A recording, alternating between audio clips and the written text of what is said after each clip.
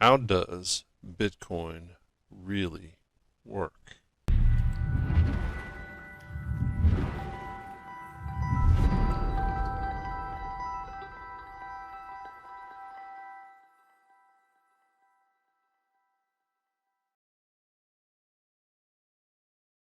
Good afternoon, everyone, and this is Bill Jagger. I am coming to you today. We're going to do a little intro into a lot of different cryptos, and we're going to basically go off of, we're going to use the CoinMarketCap website to just sort of go down the list of at least what I'd like to do is get through at least 20 of these and do some deep diving into understand what it is that they do, why they have billions of dollars in market cap, what's making them so valuable, how they work, and how they could potentially affect all of us going forward in the next 10 years. So I want to start off with this website. This is a website called hope.com. I will put this on the in the description below as well. But on hope.com, this is a site that's just full of information from Michael Saylor, and you'll see a lot of different videos with him in those videos here. Michael is the CEO, founder and CEO of MicroStrategy. He has a lot of, he's an MIT guy. He's got a lot of vested interest in, and what's going to happen with not only his company, but, within the world. And he believes that Bitcoin is going to be one of the great saviors and one of the great assets of our time. So we're going to go through some, a little bit of just sort of an intro. We're not going to get too heavy, but I want to make sure that that you all see maybe what he sees. Last week, El Salvador made Bitcoin. It's the first country in the world to make Bitcoin a viable currency to use for buying, selling, trading, and saving inside the country of El Salvador. So, as you can see here, and this is a great way to simplify it, Bitcoin is a bank in cyberspace run by incorruptible software, offering a global, affordable, simple, and secure savings account to billions of people that don't have the option or desire to run their own hedge fund. It's a, it's an interesting way to put it, but that is, that is indeed what, what has, come out of this. And it's been over 10 years now since Bitcoin was not only thought of, but also actually introduced. It started floating out there as a possibility. And also, here's sort of a backdrop to why Bitcoin is important. Currency is nothing more than a convenient unit of account, and that's from this Bitcoin wiki, which is something that you can always use to go and do more research. But we also want to understand, what got us here. What created, what forced Bitcoin to, become a thing, and what forced it to actually be something that Satoshi Nakamoto, if you will, why he founded it, and actually nobody really knows who Satoshi Nakamoto is, but he created this product and this program as a alternative, as a digital alternative to dollars, euros, or any other country currency.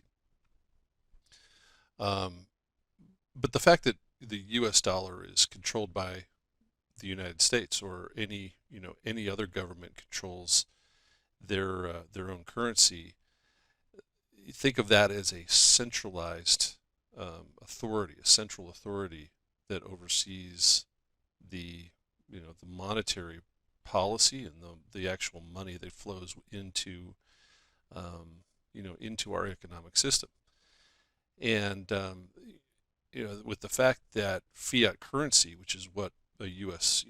dollar is, it can be printed, at an unlimited pace, um, and it can be manipulated in so many ways that it can literally be, counterfeited into oblivion. And so, one of the reasons that Bitcoin is so important is that it has a limited supply, and it's going to. We'll discuss how that works and how that's going to, how that could actually work around the world. But um, as you read, and I'll let you go through this and all these other resources.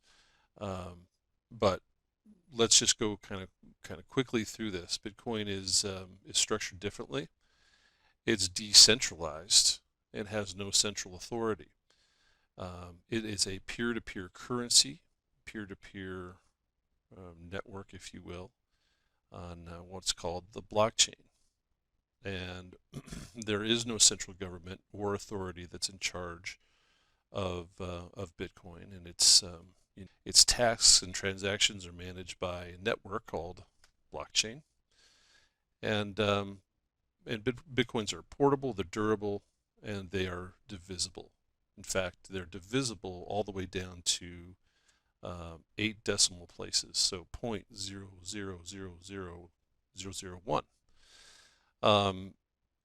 So those are we're gonna look into it, but it makes it very difficult to counterfeit, to copy, and basically here's how it works. So um, and I've got this video here on the site that you can go and take a look at, which is probably better at describing it than than what I can do.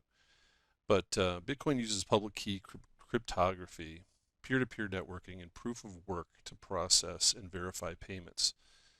Um, it's sometimes a slow process, but it's something that is verified with multiple parties, if not thousands of parties, to create a secure payment in a transaction between two parties.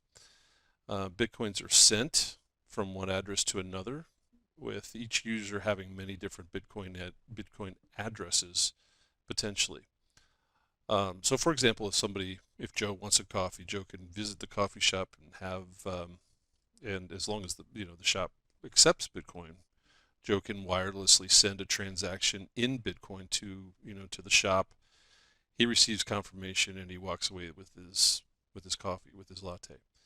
Um, each transaction like that is broadcast to a network, and all of those players in the blockchain then basically update a ledger that shows that it's now transferred hands in X amount of Bitcoin, and that ledger gets updated. So um, it sounds simple. I think it's probably it's obviously more complicated than that, but it's as time goes on and as people get more and more used to it, you're going to see even more writings and more podcasts and more discussion, more of everything, so that people are up to speed on how this works and how simple it actually can be. More facts. Bitcoin is potentially anonymous, and potentially because nothing is ever 100% secure, including the fiat currency. It's like having money in your wallet. Um, it's freeze proof. Okay, so if you have Bitcoin, a bank can't freeze your account because, again, there is no central control. It's faster to transfer, cheaper to transfer. No banks take fees. So imagine what potentially banks are thinking right now. One Bitcoin is divisible down to 8 decimal places. There are over 2 quadrillion maximal possible atomic units that are in the Bitcoin system, um, which is a lot, right? And you can start buying Bitcoins at places like Coinbase, Bitstamp, Qubits, and so many others, including Tasty Trade, and some of the more progressive, if you will, brokers out there. There are, and again, this is a great resource. I would encourage you to watch something like this. There's a lot of these types of videos out there, but um, this is from weusecoins.com. But here are some more resources. Weusecoins.com, 99 Bitcoins, also a very good one. Coinbase, Bitstamp, Exodus Wallet, and there will be more on my pages as well, so that you can learn. But for right now, think of Bitcoin as a place where it's really a product that changes the way that currency